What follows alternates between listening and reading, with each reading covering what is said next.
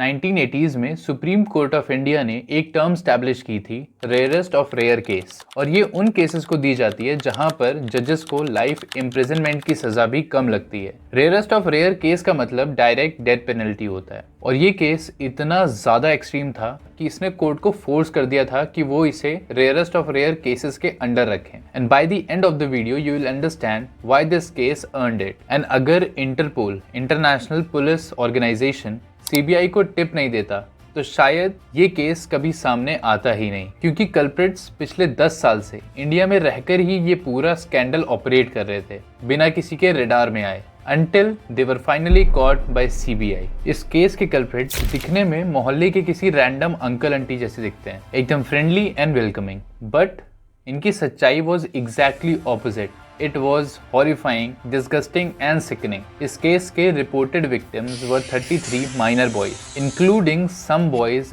as young as 3 years old। इतने सालों में इन्होंने 2 लाख से भी ज़्यादा graphic videos and photos dark web के थ्रू 47 डिफरेंट कंट्रीज में बेचे थे। इस पॉइंट पे अगर हम इन्हें इंडिया का जेफरी एप्स्टीन बोले तो वो बिल्कुल भी गलत नहीं होगा। So let's take a closer look on this gift trap case of Banda, UP।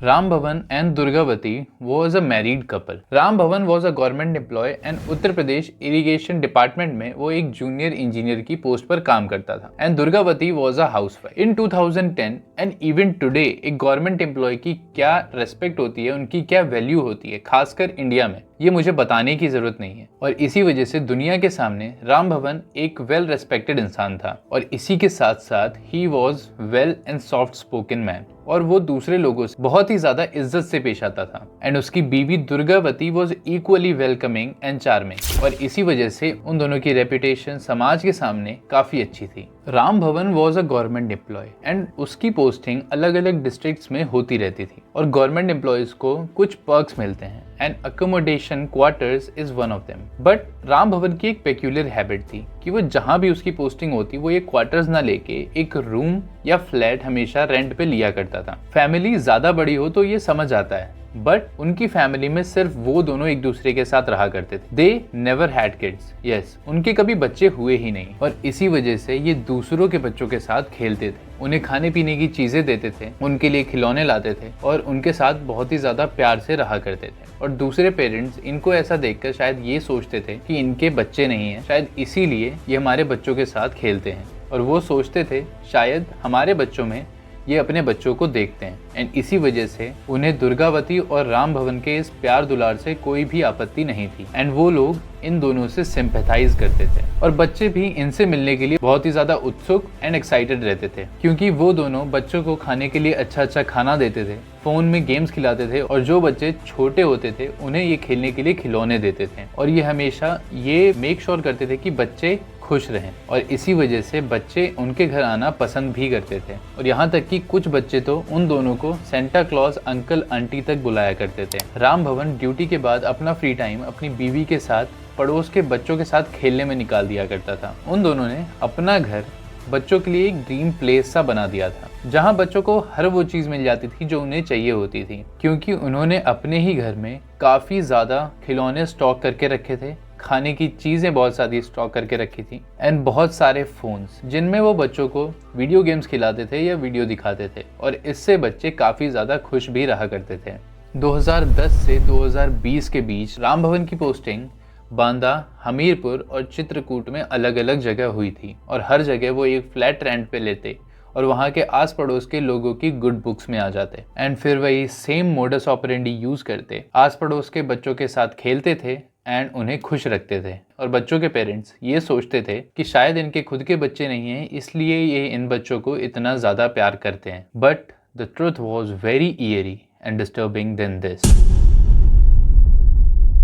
October 2020 CBI को टिप मिलती है कि कोई पर्सन चाइल्ड अब्यूज मटेरियल में इन्वॉल्व है from India on dark web, और इस इंफॉर्मेशन पे एक्ट करते हुए सीबीआई एक एफआईआर लिखती है ऑन 31 अक्टूबर 2020 को, और इंटरपोल ने जो नंबर सीबीआई को दिया था उसे ट्रेस करते हुए सीबीआई राम भवन और दुर्गावती के घर पहुंच जाती है, एंड ऑन 17 नवंबर 2020 राम भवन को चित्रकूट के उसके फ्लैट से अरेस्ट कर लिया गया था। अरेस्ट के साथ साथ सीबीआई उनके घर की तलाशी भी लेती है और उन्हें वहां मिलते हैं काफ़ी सारे phones, laptops, cameras, pen drive and memory cards, जिन्हें जब सीबीआई एनालाइज करती है तो उन सब के होश उड़ गए थे।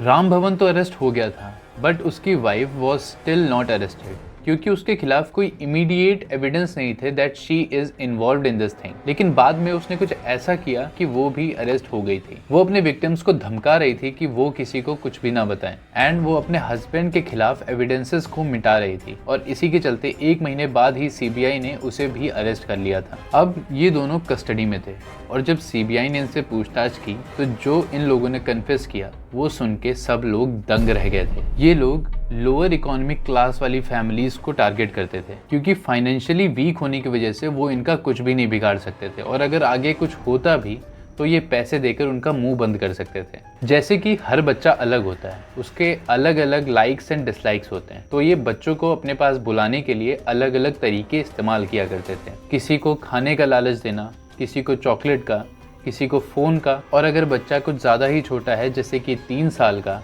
तो उसे ये लोग खिलौने का लालच देते थे। एंड ये लोग इतने ज़्यादा मैनिपुलेटिव एंड डिसेप्टिव थे कि ये उनके पेरेंट्स के साथ sweet and sugar coated talk करके उनका ट्रस्ट गेन किया करते थे, और एक बार ये उनका भरोसा जीत लें और उनकी गुड बुक्स में आ जाए तो फिर उनका काम आसान हो जाता था। और फिर ये उन बच्चों को अपने घर बुलाते और उनके साथ ऐसी ऐसी घिनौनी और डिस्गस्टिंग हरकतें करते, मैं यहाँ पर बोल भी नहीं सकता हूँ। बट कॉन्टेक्स्ट समझने के लिए हम एक छोटा सा एग्जाम्पल लेते हैं। सपोज ये लोग एक एम को अपने घर बुलाते थे, फिर दुर्गावती उसके साथ एग्रीवेटेड असॉल्ट करती थी, एंड ये सब चीज एक कैमरा रिकॉर्ड करता था। एंड ये सब रिकॉर्ड हो जाने के बाद राम भवन कुछ देर बाद उस एम को अपने पास बुलाता था, एंड फिर उसे राम भवन भी सेक्सुअली असॉल्ट करता था, और ये सब कुछ भी एक कैमरा रिकॉर्ड कर रहा होता था। एंड ये सब कुछ शायद राम भवन को पहले से ही पता था कि वो इन सब चीज़ों को डार्क वेब पर बेचकर काफ़ी पैसा कमा सकता है।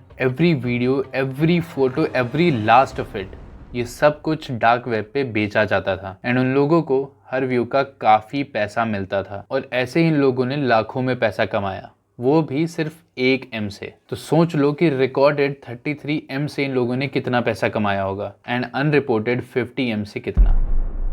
वो लोग इन एम्स को कोई चोट नहीं पहुंचाते थे, क्योंकि वो लोग अभी छोटे ही थे। इंस्टेड वो इन लोगों को डराया धमकाया करते थे कि अगर ये चीज बाहर किसी को भी बताई तो वो दोनों इन्हें जान से मारेंगे। एंड सिंस ये एम अभी छोटे छोटे ही थे, वो इन लोगों से डर जाते थे, सहम जाते थे, एंड वो वैसा ही करते थे जैसा उनको करने के लिए कहा जाता था। ये तो सिर्फ एक छोटा सा एग्जाम्पल था। तुमने डार्क वेब की रैकेट्स के बारे में कई स्टोरीज सुनी होंगी, तो समझ लो कि कुछ क्राइम्स उनमें से उस लेवल के डिस्गस्टिंग थे, और ये सब कुछ डार्क वेब पे बिकता था, और इनके buyers China, US, Brazil, Afghanistan जैसी 47 कंट्रीज के लोग थे। वो लोग भी इन्हीं के जैसे सिक और डिस्गस्टिंग थे। So this sick practice was just a way of making money quickly and easily. ये दोनों दुनिया भर के बायर्स से कनेक्टेड थे थ्रू ईमेल, और इसमें राम भवन का पूरा साथ देती थी उसकी वाइफ दुर्गावती। बट अरेस्ट होने के बाद वो इन चार्जेस को मानने को ही तैयार नहीं थी। वो कह रही थी कि राम भवन उसे एक फैमिली डिस्प्यूट के चलते उसे इसमें घसीट रहा है, उसका इस क्राइम से कोई लेना देना है ही नहीं। और इससे बचने के लिए दुर्गावती ने हाई कोर्ट में बेल के लिए अपील तक की थी, एंड सरप्राइजिंगली उसे बेल मिल भी गई थी। बट उस पर एविडेंस टैंपरिंग और विक्टिम्स पर दबाव या प्रेशर डालने के भी आरोप थे, एंड विक्टिम्स की टेस्टिमनी भी इसके खिलाफ थी, और इसी बेसिस पे कोर्ट ने दुर्गावती को भी इक्वली गिल्टी माना। मेडिकल एग्जामिनेशन रिपोर्ट्स में विक्टिम्स की बॉडी पर कई इंजरीज थी जो कि रिपीटेड पेनिट्रेशनल असॉल्ट से आई थी, एंड विक्टिम्स पर mental and physical permanent damage भी हुआ था। कई विक्टिम्स का लॉन्ग टर्म इलाज चला था, एंड कुछ विक्टिम्स का आज भी इलाज चल रहा है as this video is going on. Now on 10 फरवरी 2021 सीबीआई ने एक 700 पेज की चार्जशीट बांदा कोर्ट में फाइल की थी, जो कि मेडिकल रिपोर्ट्स, 74 लोगों के स्टेटमेंट्स जिनकी एज 5 to 42 ईयर्स के बीच है, एंड उनमें से 30 ऐसी टेस्टिमनीज हैं जो कि माइनर्स ने दी हैं, और इन्हीं के बेसिस पे ये चार्जशीट फाइल की गई थी। इन दोनों पर चार्जेस लगे थे 26 मई 2023 में, एंड कोर्ट का फाइनल फैसला 20 फेब 2026 में आया, अरेस्ट होने के 5 साल बाद।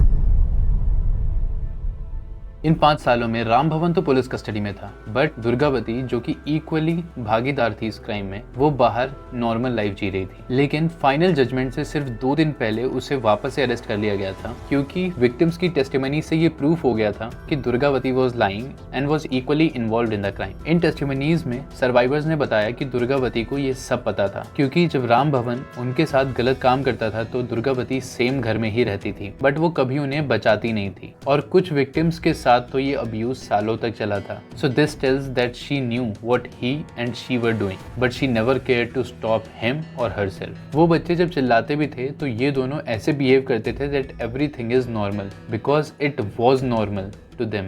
और रिपोर्ट्स में ये बताया गया है कि इस केस के रीसेंट कोर्ट हियरिंग में एक और अक्यूज सामने आया जो कि दिल्ली से है, और वो भी इस रिंग में इनका साथ देता था। दिस रिंग मे और may not have more members, क्योंकि ज्यादा लोग होने से उसके एक्सपोज होने का खतरा बढ़ जाता एंड उसकी नौकरी भी जा सकती थी। और जब वो लोग ये काम पैसे के लिए ही कर रहे थे तो वो और मेंबर्स को ऐड करके अपना पैसा दूसरों में क्यों बांटते। ये दिल्ली वाले आदमी को अक्यूज बताया गया है of sharing information with Ram Bhavan via email and he is still being investigated। ये केस इतना हाईलाइट में इसलिए है क्योंकि एक तो इसका जो फाइनल वर्डिक्ट है वो अभी आया है 20 फरवरी 2026 को, एंड दूसरा एक स्पेशल कोर्ट हियरिंग में एडिशनल डिस्ट्रिक्ट एंड सेशन जज प्रदीप कुमार मिश्रा ने इस केस को एक रेयरेस्ट ऑफ रेयर केस का टैग दिया है, विच मीन्स इन दोनों कल्प्रिट्स को डायरेक्ट डेथ सेंटेंस दी है without any reform. And in दोनों कल्प्रिट्स को Indian penal code, POCSO act and IT and digital crime charges के अंडर कन्विक्ट किया गया है। और इन पे जो चार्जेस हैं वो हैं criminal intimidation and repeated criminal conspiracy, IT act violation, sexual assault and many more. And ये चार्जेस कोर्ट में इतने ज्यादा सिवियर हैं that they will not be able to fight back this case in any higher court. इसके बाद court ने government को order किया है कि हर रिपोर्टेड विक्टिम को 10 लाख रुपीस का कंपेंसेशन दिया जाए for a total of 33 reported victims. And जो 8.27 लाख ऑफ रुपीस का कैश इनके घर से बरामद हुआ है वो हर विक्टिम में बराबर बांटा जाए। एंड इन दोनों पर कोर्ट ने 6.45 लाख एंड 5.45 लाख का फाइन भी इम्पोज किया है। नाउ लेट्स जस्ट होप कि इन दोनों की डेथ पेनल्टी एग्जीक्यूट की जाए, ना कि 561 डेथ पेनल्टीज जो कि पेंडिंग पड़ी हैं पिछले कुछ सालों से इंडिया में, उनकी तरह ये भी पेंडिंग पड़ी रहे। और इसी के साथ ये केस यहीं पर ही समाप्त होता है। And if you found this video informative then share it because silence protects no one. And with that keep your loved one safe and मैं मिलता हूँ तुमसे अगली वीडियो में।